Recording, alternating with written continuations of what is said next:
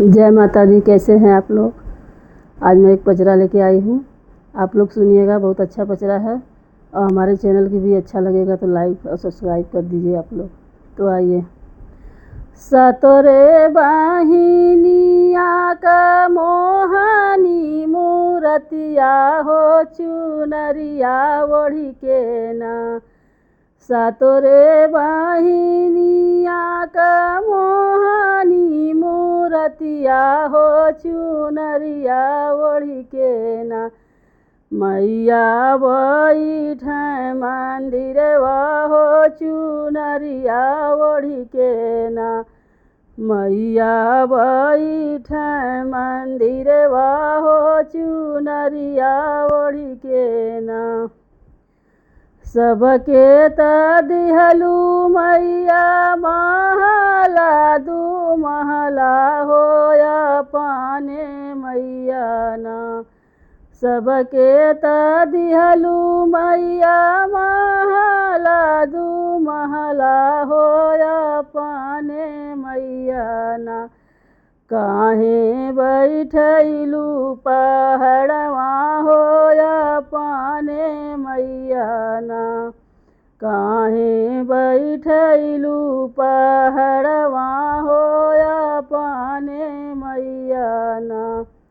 सतोरे बाहिनिया का मोहानी मूरतिया हो चुनरिया ओढ़ी के ना।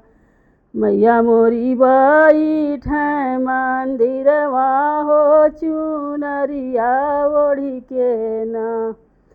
मैया मोरी बैठे मंदिरवा हो चुनरिया ओढ़ी के ना। सबके त दिहलू मैया लहंगा पटोरवा होया पाने मैया ना। सबके त दिहलू मैया लहंगा पटोरवा होया पाने मैया ना। ओढ़लू लाला की चुनरिया होया पाने मैया ना। ओढ़लू लाला की चुनरिया होया पाने मैया ना। सतोरे बाहिनिया का मोहानी मूरतिया हो चुनरिया ओढ़ी के ना। मैया मोरी बैठे मंदिरवा हो चुनरिया ओढ़ी के ना। सबके त दिहलू मैया हाथिया से घोड़वा होया पाने मैया ना।